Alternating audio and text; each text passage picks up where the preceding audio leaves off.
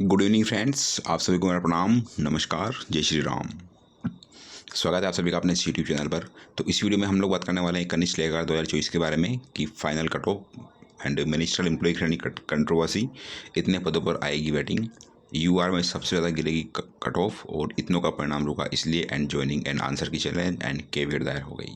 तो इन सब चीज़ों के बारे में हम लोग वन बाय वन बात करने वाले हैं। आगे बढ़ने से पहले आपसे मेरी रिक्वेस्ट है कि अगर आप चैनल पर नए हो, पहली बार आपने विजिट किया, तो राजस्थान की तमाम भर्तियों की लेटेस्ट अपडेट और करंट अफेयर के लिए चैनल को जरूर सब्सक्राइब करना और वीडियो को लाइक करना। आप चाहो तो मेरा टेलीग्राम ग्रुप ज्वाइन कर सकते हो, लिंक मैंने डिस्क्रिप्शन बॉक्स में दे रखा है। हम बढ़ते हैं फिलहाल आगे। तो सबसे पहले हम लोग बात करने वाले हैं फाइनल कट ऑफ और एमई श्रेणी कंट्रोवर्सी में इसलिए बता रहा हूँ फ्रेंड्स कि अधीनस्थ बोर्ड ने, जहाँ तक मुझे पता है, 2 बार रिजल्ट अपलोड किया था। पहले जो रिजल्ट आया था अधीनस्थ बोर्ड का वेबसाइट पर पब्लिश होता, उसमें जो मिनिस्ट्रियल एम्प्लॉय की जो कट ऑफ थी वो 590 के आसपास थी, और दोबारा से जो रिजल्ट अपलोड किया है और पहले रिजल्ट को हटा दिया और उसके जो कट ऑफ आई फ्रेंड्स वो आई है 584 के आसपास, यानी कि 6 अंक उसमें डाउनफॉल आया। अब डाउनफॉल क्यों आया, ये क्या सारी चीज़ें हैं, इसका मुझे एग्जैक्टली पता नहीं, पर अधीनस्थ बोर्ड ने ऐसा क्यों किया, इसका जवाब फिलहाल अधीनस्थ बोर्ड ही दे सकता है और कोई नहीं दे सकता। आपको बता दो फ्रेंड्स की जो मिनिस्टर एम्प्लॉय श्रेणी है, मुझे लगता है फ्रेंड्स कि इनको जो इनकी पर्टिकुलर जो श्रेणी थी मिनिस्टर एम्प्लॉय, इसके अलावा भी इनको ज्वाइनिंग दी हुई है। यानी कि किसी ने अगर कोई बंदा एससी का है और उसने अगर सीटी एससी से बात करी है, मतलब कि सीटी उसने जो मिनिस्टर एम्प्लॉय कैटेगरी से पास करी, तो शायद हो सकता है फ्रेंड्स, जहाँ तक मुझे पता है, कि उसने जो ज्वाइनिंग ली है या जिसका अंतिम रिजल्ट आया है वो उसकी रिजर्व कैटेगरी में भी हो सकता है। ठीक है,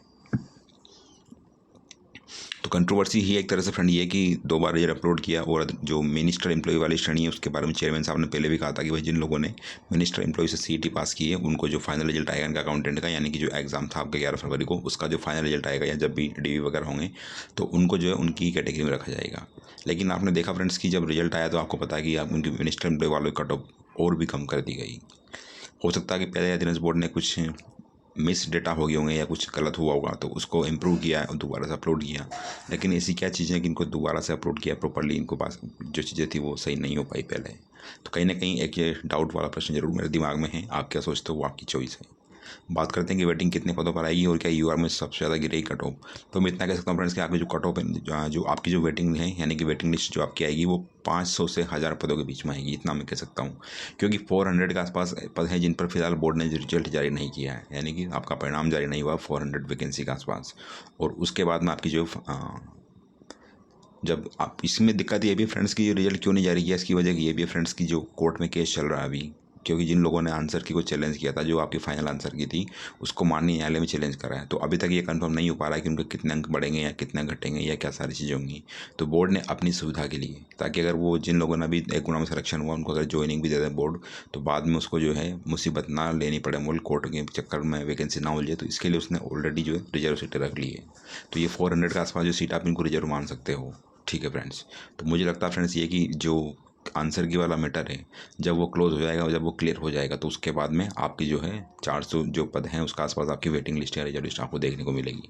लेकिन अध्ययन बोर्ड इस चीज़ के लिए श्योर नहीं है कि वो अगर, क्योंकि जिन लोगों ने याचिका लगाई है, अगर वो कोर्ट में केस जीतते हैं, ठीक है, जैसा कि आपको पता कि उनके जीतने की 99% पॉसिबिलिटी है। वो भी इसलिए बोल रहा हूँ क्योंकि वो लोग जो भी उनके पास में डॉक्यूमेंट है सारे स्टैंडर्ड डॉक्यूमेंट है। अब कोई कोर्ट में तो फोकट पैसे बिगाड़ेगा नहीं कि कोई फेक डॉक्यूमेंट या ऐसे कुछ ला करके वो अधीनस्थ बोर्ड को जमा कराई, क्योंकि अधीनस्थ बोर्ड ने ऑलरेडी इस पर एक्शन ले रखा है, तो उनको ये सारी बातें पता होंगी। क्योंकि जब पहले स्टार्टिंग में होता फ्रेंड्स, जो इन्फॉर्मेशन असिस्टेंट की वैकेंसी थी उसमें लोगों ने फेक डॉक्यूमेंट लगा दिए थे, और उसके बाद में अधीनस्थ बोर्ड ने उनके खिलाफ एफआईआर भी करा दी थी। लेकिन अधीनस्थ बोर्ड ने बाद में एफआईआर वापस दे दी और वार्निंग देकर छोड़ दिया कि फ्यूचर में ऐसी गलती मत करना। उन लोगों ने क्या किया था कि जो डॉक्यूमेंट थे उनमें कुछ इंटरफेयर करके, कुछ गलत करके और गलत चीज़ें बोर्ड के सामने पेश की थी। बोर्ड ने वापस से चीज़ें करी तो लगा कि इन लोगों ने मिस चीज़ें करी हैं। तो बस वही एक वजह थी फ्रेंड्स। तो इसलिए मैं बोल रहा हूँ कि आप जो भी डॉक्यूमेंट दो, ऑथेंटिक डॉक्यूमेंट देना। स्टैंडर्ड बुक की हो, या राजस्थान बोर्ड की बुक होगी, सीबीएसई की होगी, एनसीईआरटी की होगी, या किसी कॉलेज की जो स्टैंडर्ड बुक्स हैं, या जो भी मैं बोल रहा हूँ कुल मिलाकर ये फ्रेंड्स कि आपको स्टैंडर्ड बुक का ही प्रूफ देना है। ठीक है, तो जब इनकी जो प्रूफ जो बोर्ड की टीम है वो रिव्यू करेगी, एनालिसिस करेगी, उसके बाद में उनको कंफर्म होगा कि भाई कितने नंबर बढ़ेंगे। नंबर बढ़ने के बाद में आपको बता रहा हूँ, जैसे लेवल 2 में चल रहा है कि रिवाइज रिजल्ट जारी करना पड़ रहा है, तो अधीनस्थ बोर्ड जो है, जो भी लोग मेरिट लिस्ट में आएंगे या फिर जिनका रिजल्ट जारी होगा, संशोधित परिणाम जारी होगा, उसके बाद अगर वो लोग मेरिट लिस्ट में आते हैं, उसके बाद में उनको भी ज्वाइनिंग देनी पड़ेगी। और अगर अधीनस्थ बोर्ड ने सारी सीटों का रिजल्ट अभी निकाल दिया होता तो ज्वाइनिंग देने के लिए बोर्ड के पास में सीटें नहीं बचती। तो इसीलिए बोर्ड ने अपना जो पक्ष उसको सेफ रखने के लिए बोर्ड ने सीटें वैकेंट रखी है। बस यही एक वजह है। तो जो भी लोग कमेंट कर रहे थे कि क्यों बोर्ड ने परिणाम रोका, बस इसलिए रोका फ्रेंड्स क्योंकि जो कोर्ट में आंसर को चैलेंज किया है उसकी ये बोर्ड श्योर नहीं कि कितनों को उसमें ज्वाइनिंग मिलेगी, कितना का रिवाइज रिजल्ट होने के बाद में कितने मेरिट लिस्ट में आएंगे। तो इन सब चीज़ों के लिए बोर्ड ने जो है सीटें सुरक्षित रखी है, रिजर्व रखी हैं।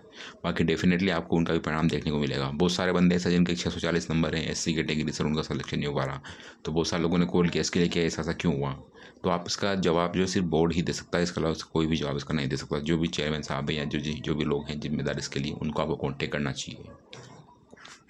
बात करते हैं कि UR में सबसे ज़्यादा कट ऑफ गिरेगी क्या वेटिंग में। तो फिलहाल फ्रेंड्स एक चीज़ बता दूँ मैं आपको कि ज़्यादा कट ऑफ में आपको अंतर देखने को नहीं मिलेगा। लोग बोल रहे हैं कि 10-20 नंबर कम हो जाएंगे, तो ऐसा बिल्कुल भी नहीं है फ्रेंड्स। मैक्सिमम बता रहा हूँ जनरल कैटेगरी में 2.5 से 3 नंबर कम हो सकते हैं मेल कैटेगरी में। फीमेल का आप 4 से 5 नंबर मान लो, बट इससे ज़्यादा वेरिएशन आपको देखने को नहीं मिलेगा। और इसके अलावा जो भी रिजर्व कैटेगरी है यानी कि जो आरक्षित है जैसे कि SC ST OBC हो गया, EWS या MBC, तो उनमें भी आपको ज़्यादा कट ऑफ देखने को नहीं मिलेगी। सबसे ज़्यादा कट ऑफ जो डाउनफॉल आएगा वो ST कैटेगरी में आएगा, उसके बाद में MBC में, देन आपके SC कैटेगरी में। और इनमें आपको 4 से 5 नंबर का डाउनफॉल भी देखने को मिल सकता है।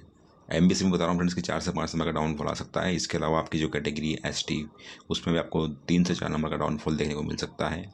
SC में भी आपको 4 से 5 2 से 3 नंबर या 3 से 4 नंबर का आपको डाउनफॉल देखने को मिल सकता है।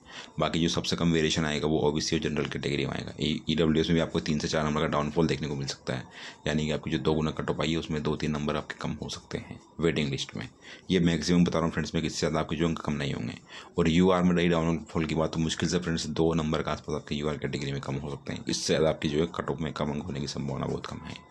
ठीक है, तो मैं इतना ही कहना चाहूँगा फ्रेंड्स कि जब आंसर का मैटर सॉर्ट आउट हो जाएगा कोर्ट में, कौन जीतता कौन हारता वो बात की बात है, लेकिन अगर आंसर का मैटर सॉर्ट आउट हो जाएगा तो उसके बाद विजिलेंस बोर्ड जो है जो रिजल्ट पेंडिंग रखा है 400 आसपास सीटें हैं उन पर रिजल्ट पब्लिश कर देगा, और उसके बाद में उनका भी जो है ज्वाइनिंग का रास्ता क्लियर हो जाएगा। तो जो लोग कमेंट कर रहे थे कि उनकी जो ज्वाइनिंग उनका रिजल्ट क्यों नहीं पब्लिश हुआ, तो बस मेरे को जो पता फ्रेंड्स वो आपको बता रहा हूँ कि जो रिजल्ट है मिनिस्टर एम्प्लॉय की वजह से, सॉरी जो आंसर को चैलेंज किया उनकी वजह से पूरा प्रभावित हो रहा है। बस उन्हीं का बोर्ड अपना पक्ष तय रखने के लिए सारी सीटों का जो रिजल्ट जारी नहीं किया। बाकी जो भी अपडेट होगी आपको बता दूंगा मैं। तो फिलहाल के लिए इतना ही, मिलते हैं नेक्स्ट वीडियो में। वीडियो वॉच करने के लिए thanks, have a great day and all the very very best. आपसे रिक्वेस्ट है मेरी, अगर आपने चैनल पर पहली बार विजिट किया तो चैनल को जरूर सब्सक्राइब करना और वीडियो को लाइक करना। Again thanks for watching the video. और आप चाहो तो मेरा टेलीग्राम ग्रुप ज्वाइन कर सकते हो, लिंक मैंने डिस्क्रिप्शन बॉक्स में दे रखा है। Have a great night.